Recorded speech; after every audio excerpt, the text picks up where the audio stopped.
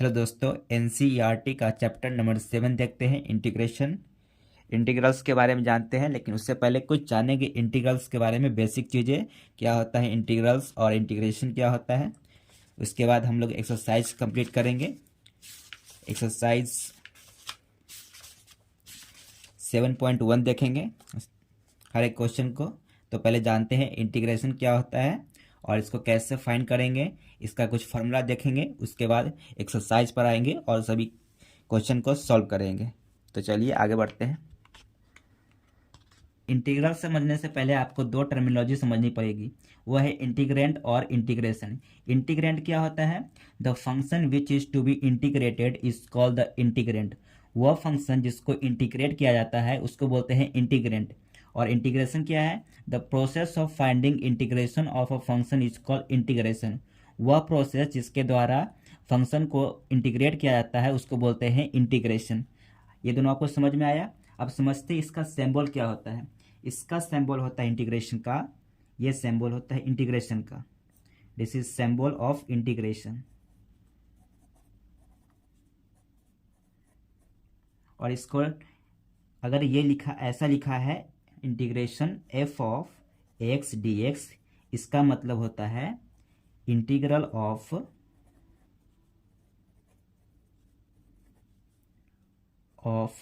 Function f of x with respect to x. X के respect में function f of x का integral, इसको पढ़ते हैं ऐसा।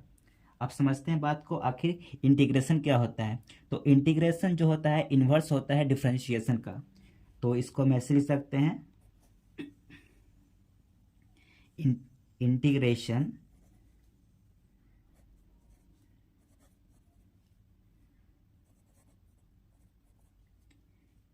is an inverse of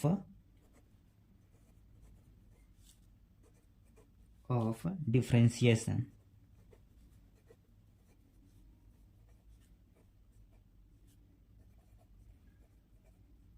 यहाँ तक क्लियर है? अब समझते हैं आखिर बात को कि अगर इंटीग्रेशन है, अगर इंटीग्रेशन दिया हुआ है integration of F of x, तो अगर इसका इंटीग्रेशन फाइंड करेंगे एक्स के रिस्पेक्ट में, और अगर ऐसा इसका वैल्यू आए फाई एक्स प्लस सी, तो ये फाई एक्स क्या हो जाएगा? ये हो जाएगा एंटी डेरिवेटिव, जिसको बोलते हैं इंटीग्रल। इसको बोलेंगे एंटी डेरिवेटिव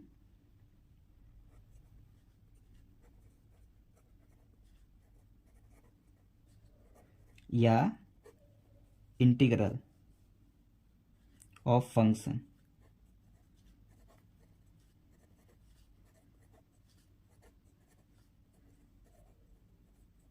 और इसको क्या बोलेंगे? ये होता है आर्बिट्ररी कांस्टेंट।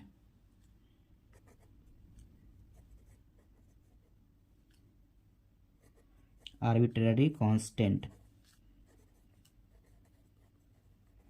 या इसको बोलेंगे constant of integration. Constant of integration. यहाँ तक क्लियर है? अब कुछ फार्मूला समझते हैं इसके रिगार्डिंग। देखिए, सबसे जो बेसिक फार्मूला है वो होता है इंटीग्रेशन ऑफ, अगर ये इंटीग्रेट करना हो ऐसा, integration of x to power n, किसके रिस्पेक्ट में? एक्स के रिस्पेक्ट में। तो इसका जो बेसिक फार्मूला है वो होता है x to power n plus one by n plus one plus c. C क्या है?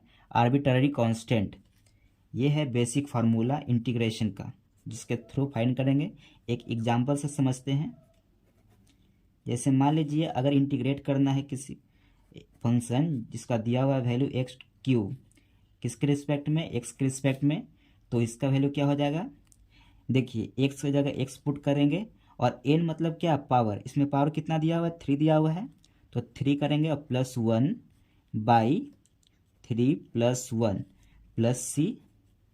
ये हो जाएगा x to power 4 by 4 plus c. ये हो जाएगा integration of x cube with. इसको समझा देते हैं फिर से। ये हो जाएगा integration of x cube with respect to x, ये होगा x to power 3+1 by 3+1 plus c, ये हो जाएगा x to power 4/4 plus c. C क्या है? Arbitrary constant. आई होप कि ये सब समझ में आया होगा। अब कुछ फार्मूला देखेंगे इंटीग्रल से रिलेटेड जो कि काफ़ी इंपॉर्टेंट है क्वेश्चन को सॉल्व करने के लिए। ये बेसिक फार्मूला है integral of x to power n is equal to, ये होता है x to power n+1 by n+1। Integral of 1/x ये होता है log x। Integral of e to power x ये होता है e to power x। Integral of a to power x ये होता है a to power x by log a। Integral of sine x ये होता है minus cos x। Integral of cos x ये होता है sine x। Integral of sec square x ये होगा 10x। Integral of cosec square x ये होता है minus cot x। Integral of sec x tan x ये होता है sec x। Integral of cosec x cot x ये होगा minus cosec x। Integral of cot x ये होता है लॉग साइन x या minus log cosec x। Integral of tan x ये होता है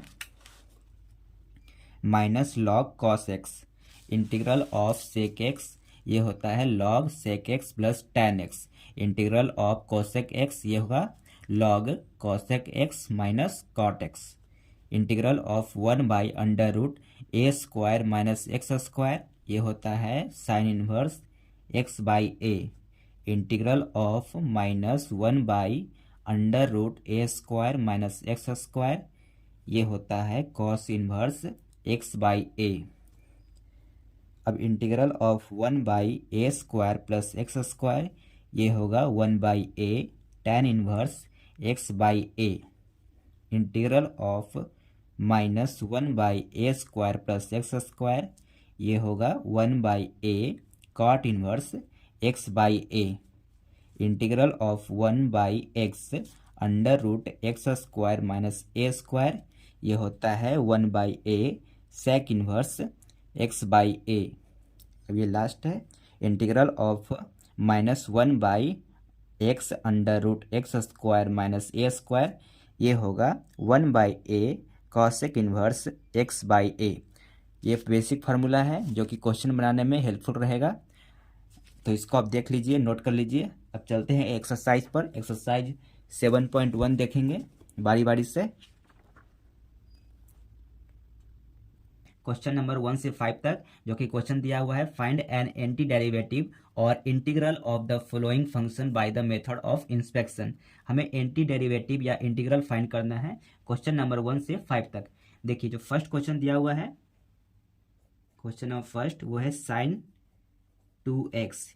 इसको हमें इंटीग्रेट करना है, तो इंटीग्रल ऑफ sin 2x किसके रिस्पेक्ट में? x के रिस्पेक्ट में करना है। ये हो जाएगा, देखिए साइन का क्या पर है इंटीग्रल, ये होता है माइनस कॉस x, तो यहाँ लिखेंगे माइनस कॉस।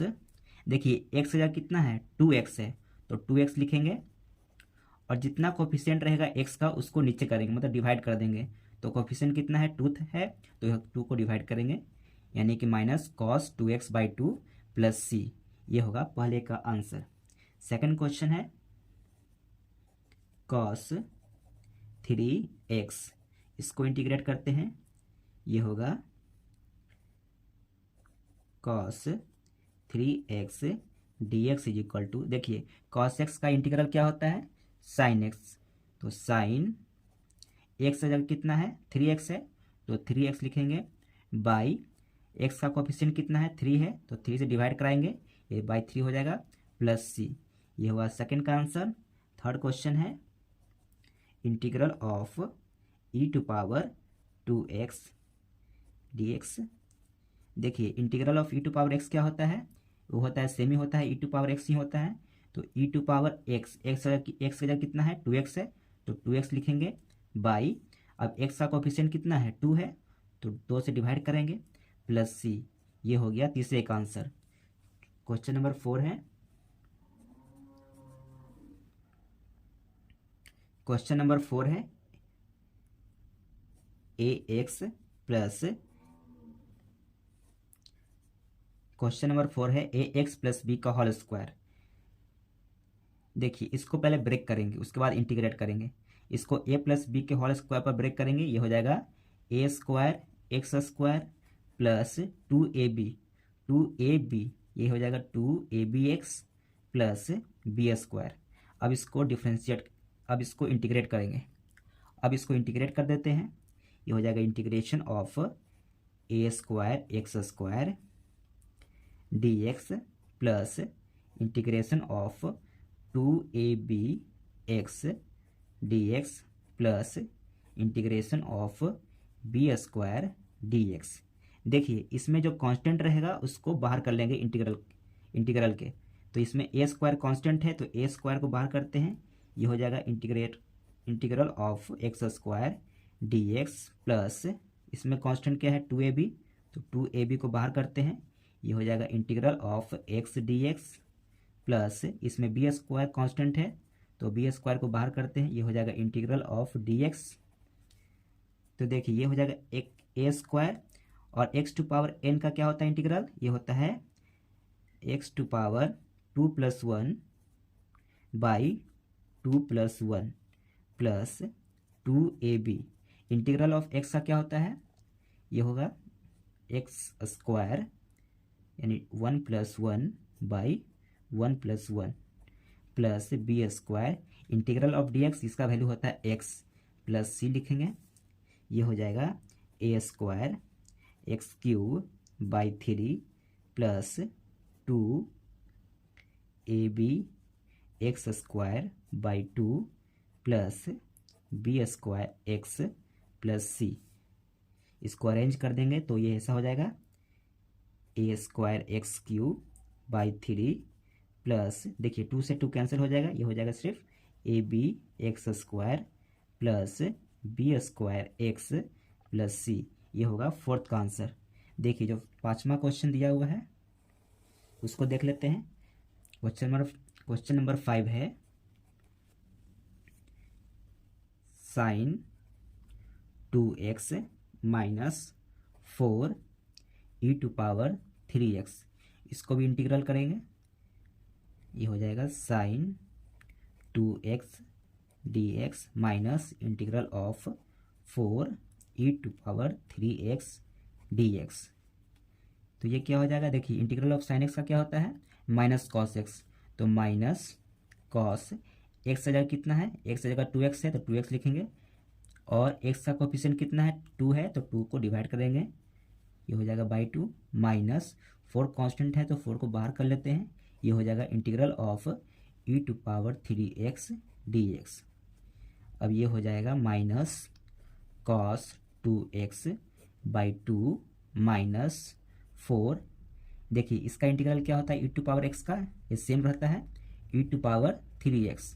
अब x का कोफिशिएंट कितना है 3 है तो बाई 3 करेंगे प्लस c। ये हमारा आंसर हो जाएगा क्वेश्चन नंबर 5 का। आगे जो क्वेश्चन दिया हुआ है find the following integral in exercise 6 to 20। तो क्वेश्चन नंबर 6 देखते हैं। ये है integral of 4 e to power 3x plus 1। देखिए इसको सेपरेट कर लेंगे, देखिए प्लस रहेगा या माइनस रहेगा, सभी को आपस में सेपरेट करेंगे उसके बाद इंटीग्रेट करेंगे। तो ये हो जाएगा integration of 4 e to power 3x dx plus integration of 1 dx। देखिए इसमें 4 कांस्टेंट है तो 4 को बाहर कर लेंगे, ये हो जाएगा e to power 3x dx plus integration of dx का क्या होता है x होता है x प्लस c। ये हो जाएगा 4 e to power 3x, x का कोफिशिएंट कितना है 3 है तो बाई 3 करेंगे प्लस x प्लस c। ये हो जाएगा, इसको अरेंज करके लिख सकते हैं 4 e to power 3x by 3 plus x plus 6 x plus c। ये हो गया क्वेश्चन नंबर 6 का आंसर। अब क्वेश्चन नंबर 7 देखते हैं।